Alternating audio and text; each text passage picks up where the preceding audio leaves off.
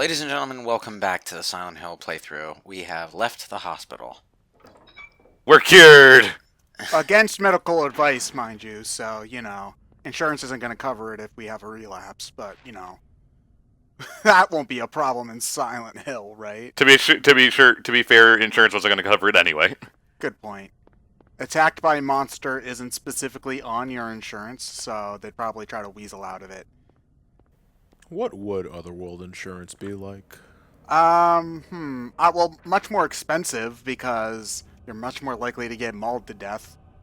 So, And I mean, your nurses... Who supplies it, though? The doctors under the program probably are the creepy Silent Hill doctors and nurses, so you probably don't even want the treatment anyway.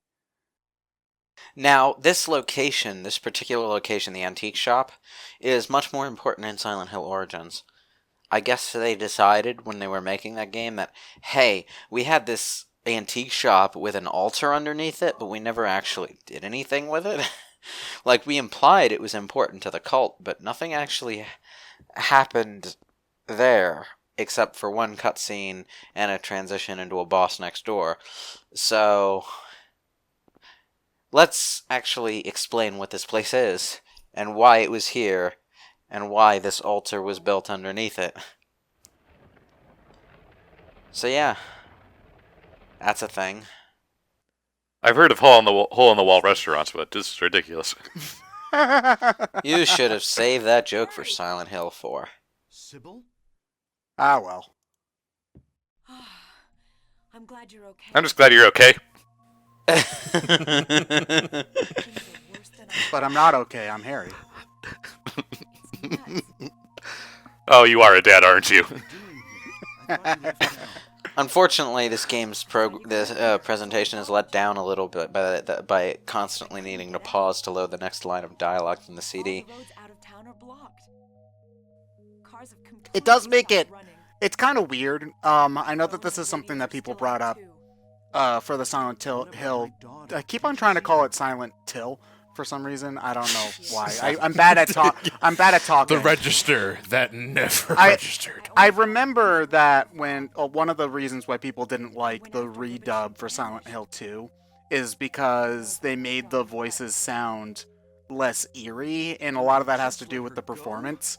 It's kind of hard to draw the line between where a creepily stilted performance on purpose begins and just subpar acting begins. Well, here's the thing. One of the reasons that people disliked the redub of Silent Hill 2 is that all of the voices were super goddamn familiar. You know? They got the most, Troy Baker and everybody else who's in every game ever doing all the voices. Yeah, say what you want about the individual voices in Silent Hill 2, the characters sound like no one but themselves, you know? The other thing, though, is that the acting in Silent Hill 2 wasn't necessarily, well, except for one or two lines toward the beginning, wasn't necessarily terrible acting. It was a little stilted and unnatural, but only to the point where people felt off-kilter, you know, which was fitting for the game. Uncanny Valley. Yeah. Yeah, people sounded off-kilter, and that fit for that situation. It's not like Resident Evil PlayStation 1 voice acting, where everyone sounds like they're saying the words, "I'm acting," under their breath every time they utter anything else. Yeah, you don't really get a lot of middle school drama club performances in video games anymore. Those kind of died out in the early PS2 sort of era. I'm actually, aside from Baten Kaitos, which has terrible voice acting, I'm struggling to think of a game from that era that has abysmal voice acting. I know, because some people will say that the voice acting in something like, say, Sonic 06 is bad, and it's not good, but it's not the kind of stuff you would hear in, say, Resident Evil 1 on PS1 or anything like that. It's just not directed very the well. eternal benchmark. Well, I mean, it is. Yeah. I mean, I'm sure there are games, and I'm sure the comment section will enlighten me. The only line in Silent Hill 2 that really sticks out to me as really awful voice acting is like the first line from I can never remember her name. Angela. That's it. Angela. Where James Sunderland says, "I'm kind of lost," and she looks at James like she's never heard the word before and just says, "Lost?" And it's in FMV CGI, so even her character model like opens her mouth super wide as she says it. Lost? And I was like, yeah, it means I don't know where I am. You want to explain the dictionary definition of the word to her. I love that show. But, you know, even Angela seeming, like, really naive and weird makes sense once you know what her issues are later in the game. But we'll get to that when we get to Silent Hill 2, because it's one of Well, I'll have a lot to say on that game when we get to it. Yeah, Angela's situation is probably the darkest of the bunch.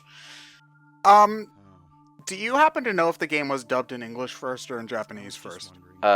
English first, I think. Okay. As far as I know, yeah. That's the thing with Resident Evil, I know. It's English voice acting. Yeah, no matter the region. Yeah, like they only have Japanese voice acting for Resident Evil and Devil May Cry, and like the anime or the CGI movies or the Resident Evil CGI movies, not Devil May Cry. The Devil May Cry 4 Special Edition has Japanese voice acting, but not the original release, so that was a later edition. So why aren't we sticking together at this point? Because Harry, like a smart person, told the trained police officer, "I'll go first, you stay here," and wouldn't because he's the man. Okay, there we go. Yeah, and you know, it's kind of like the story drops the ball in this moment because the trained police officer lets him go, and I'm like, I think Sybil doesn't care at this point. oh yeah, another melee weapon. It's an axe. Slightly worse axe. stick. It's a slightly worse stick. But to be fair, the pole hammer thing would actually be more useful overall in this situation. The axe is, I suppose it looks like it has less range. Yeah, it does. If you happen to have missed the hammer for some reason, I suppose this would be your best option. But I didn't miss the hammer, so fuck it. I know that this is a little bit much for this kind of game, but it would be cool if certain weapons were more useful on certain types of enemies. Oh, that's totally what Silent Hill 3 does. Yeah.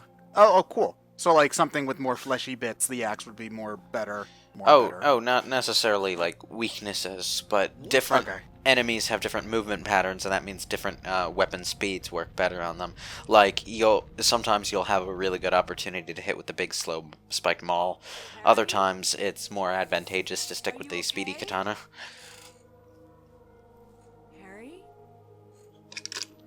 Harry? I realize I just dropped the bombshell that you're going to be playing a horror game in Silent Hill 3 where you have a giant spiked maul and a katana. I think we talked about that before. It's a rat flail. Anyway, she comes in here to try and find out what happened to you and finds the room empty. Oh no, we're back in the hospital. Why did we end up back in the hospital? I wonder what's going on. Then I'm in the hospital? And yeah, this is basically Lisa Garland's actual reason for existing in this story. They needed a character to, well, give you information about stuff that's going on.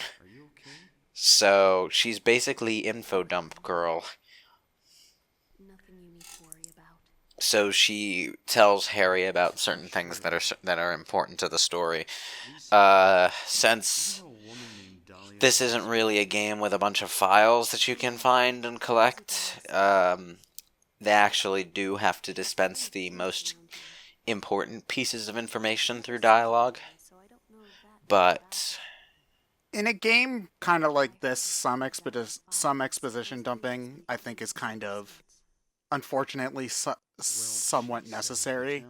Especially if you're doing stuff with a lot of supernatural or sci-fi or fantasy components. And I mean, there are some documents to find, but they're mostly useful for puzzles or for the more obscure subplot elements.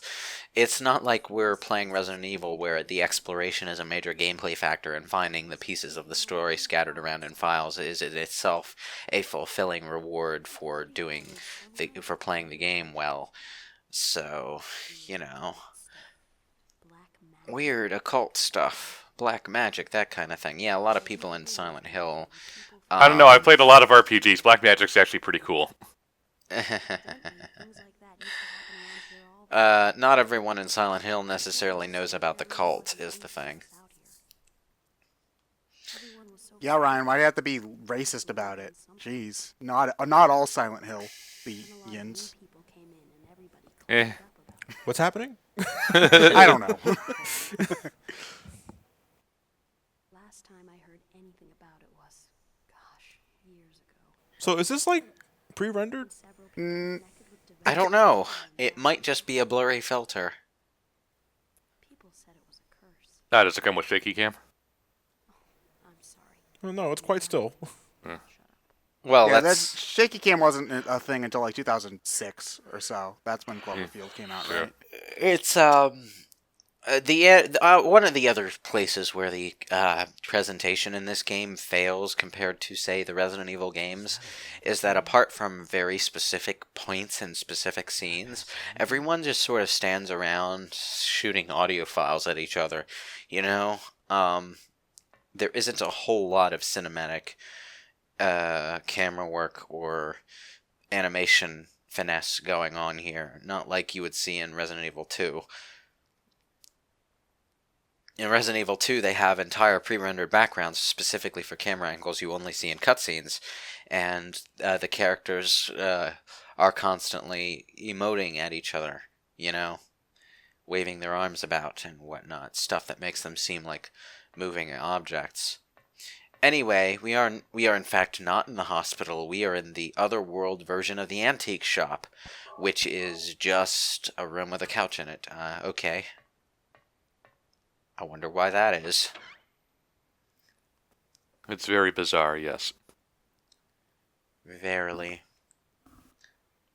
The Otherworld, by the way. This is the first time we've been outdoors in the Otherworld. The Otherworld version of the outdoor Silent Hill pisses me off. But it's also very cool looking, because you're basically walking on this giant floating fence. I can only assume Alessa constructed this version of the town out of her intense hatred of anyone wearing high heels. Joke's on her, it's a video game, which means you can run in heels on metal grating, and, well, it won't bother you at all. You can even run in heels from T-Rexes. Just ask Gloria. You know, it's possible to run in heels, but, like, the T-Rex thing was a little much, and, like, I have to justify it in my head by saying, like, it wasn't that far a run, and the T-Rex just hadn't gotten a running start, and she's kind of old anyway, so... No, Then I remember the first movie where they have to drive away from it in a freaking Jeep because, you know, must go faster and all that. Yeah. On the other hand, the T-Rex's speed in Jurassic World is probably closer to what the actual T-Rex could run. Yeah. So, you know. Well, I mean, the thing is, I guess according to how their bodies are constructed, they couldn't really run in the first place. Well, how are they gonna catch prey if they can't run? They actually didn't really catch prey all that much. Apparently, they were much more scavengers than straight-up hunters. No. That's kind of that's a Jack Horner theory that's mostly been debunked. The thing about T-Rex is it wasn't necessarily a fast runner. If it tried to run as fast as Jurassic Park T-Rex, it would probably fall over and, well, hurt itself rather badly. The thing about T-Rex, though, is as far as we can figure from scientific evidence, is it had the single strongest bite force of any land-dwelling animal on the planet. Past, present, or, as far as we can tell, future. So, the evidence for it being predominantly a hunter are, I think, fossils of creatures from that time period who had bite force wounds that match the T-Rex. Broken bones, that kind of thing. Or bites that healed, but were very, very, very, very bad. That kind of thing. Yeah, So, because the only other thing that you would need a jaw that hard to break would be to kind of crush open something with a hard shell, which some dinosaurs did have something kind of like that. well, if you get into the ways dinosaurs killed other dinosaurs, there's a surprising variety of different ways those two-legged giant dinosaurs could kill things. Like Allosaurus is completely different from Tyrannosaurus in terms of how its bite worked, or what kind of animals it could take down with the bite and how. It's an interesting thing to look into, and if anyone is interested, I highly recommend watching the Your Dinosaurs Are Wrong series. Yeah, a lot of things that we think of as dinosaurs are not dinosaurs. Like Your Dinosaurs Are Wrong is actually a show that examines really bad old dinosaur toys and corrects their anatomy down to the finest detail, and along the way discusses the capabilities of the dinosaurs as paleontology knew them at the time of the episode, which means things like the Stegosaurus episode are sadly outdated now. But yeah, in any case, welcome to the Jurassic Park Sega Genesis commentary. I am the horizontal. I am the vertical. It's that. I thought hated it- this part of Matrix Revolutions. No, I thought it was that. I thought it was that painted over. The Jesus painting that the person badly drew over. I think this is the last time in the game you actually see Cheryl. So, wow. Well, it's not a picture, Harry. It's a series of pictures. Do In any any of case- these markings have a meaning of some sort, or I are don't they know. just... Okay. Oh, and images of Alessa just flashed over there. So, now you know what's happening. In any case, this is the community center, I think. You never Harry gets to go up broken escalators.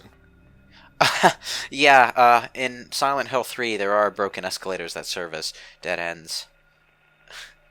Dead ends into bottomless pits. Yeah. Well, that would be a good reason to block them off then.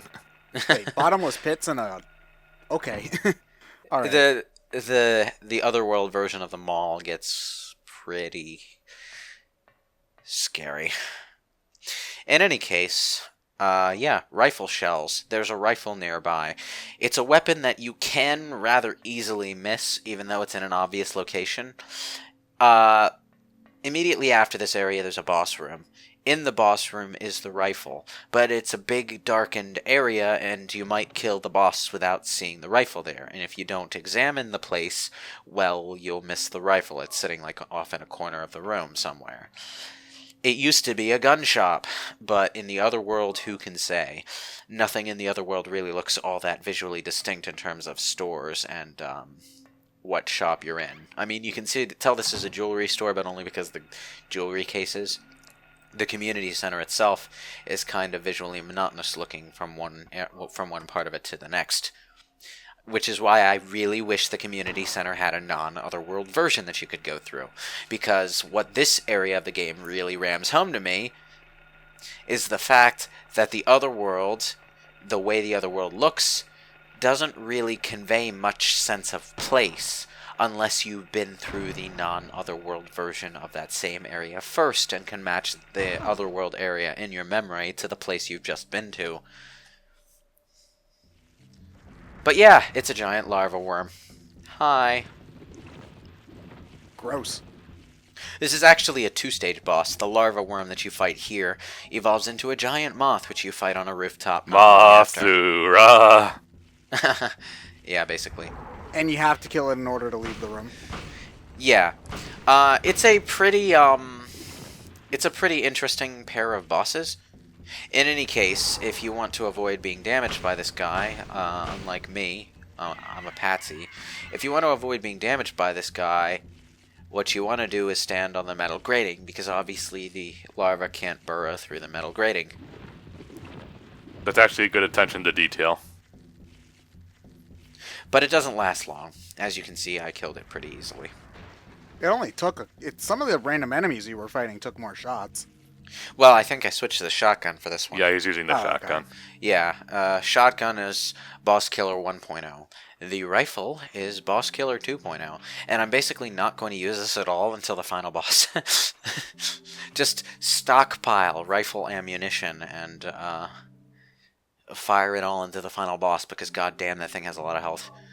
Hey, there's another one on the rack. Why can't we take both? Well, it wouldn't be much use. You can only fire one at a time. That's quitter talk, Lewis. I mean, the only game that I've ever seen that lets you dual-wield big-ass rifles is, ironically, a Sword Art Online game. Fatal Okay, Bullet never mind. lets you dual-wield basically any gun, including the big machine guns and I think maybe even the rocket launchers.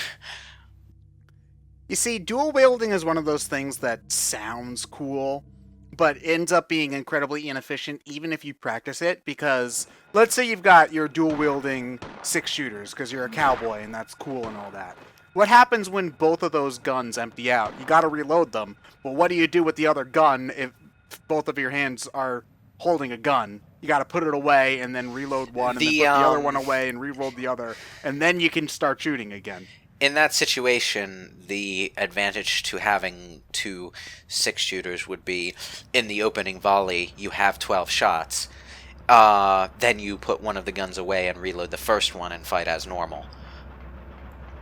Yeah, but So- but then you're not dual wielding the whole time, and then what's the point? Well, in Wild West shootouts, you typically either die or kill your enemy within the first volley of shots anyway. So, you know. I mean, you've seen, like, the traditional Western standoff in the street, right? Yeah, they just they stare fire at one each shot other. each. They fire one shot each. One or both drops at the end. You see, what I want is a Western movie where both of them miss, and then they just have to reload after that, or they decide to try again, or something. Like, I don't know. I just think that would be funny. Anyway, this entire sequence would be really, really cool if I could see more of the environment in the distance, but since it's dark, I can only see about 3 feet of fence in front of me, and that means I don't get the full effect of the whole maze of airborne grading over ruined city and darkness. And this is not the only area in the game where this visual problem gets on my nerves. The theme park area is basically another case of this, where you just have a fairly linear dark area in the Otherworld over grading to traverse, and occasionally, if you get close enough to one by happenstance, you'll see a landmark that's visually interesting, but for the most part it's just this, and it's monotonous as hell. What the heck was that sound when you kicked it? It just kind of belched. Oh yeah, these are like the super duper extra evil pterodactyls of the Otherworld, which are like blood red and scarier, but just as annoying as the other ones. So is your map not really helpful in this section, then? It's somewhat unhelpful. Basically, you need to chart a new course of dead ends. Because if I were playing this, I probably would just be opening it every 5 seconds and navigating by where my marker on the map put me, basically. Yeah, that's essentially what you wind up doing in this game. The this area, this Otherworld traversal segment is just a linear path from the antique shop to the hospital, though, so that you can have a chat with Judy Garland. But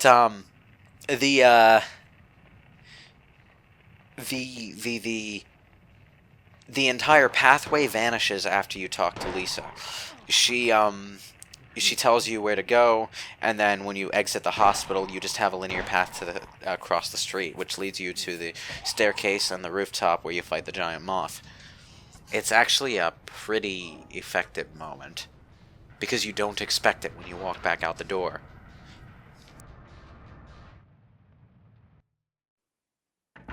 One thing I will appreciate, though, is that the loading times in this game seem to be pretty short, because some PlayStation games are abysmal with that. I'm not sure how this would be on the original hardware, to be honest. You were playing I was this playing on the PS3, yeah, the download version. Does that normally make the load times shorter than playing Yes. it? Okay. Yeah. There are some games where even with that, it still has a fairly long load time, but for the most part, it does cut down on it a fair bit. Yeah, because I know that it's gotten better over time, but PS1 games in particular, you can sometimes be standing there for like a minute waiting for stuff to load, and it's, one of the things that keeps me from really wanting to go back to a Yeah, lot and of those games. sometimes the state that your system is in can affect it too.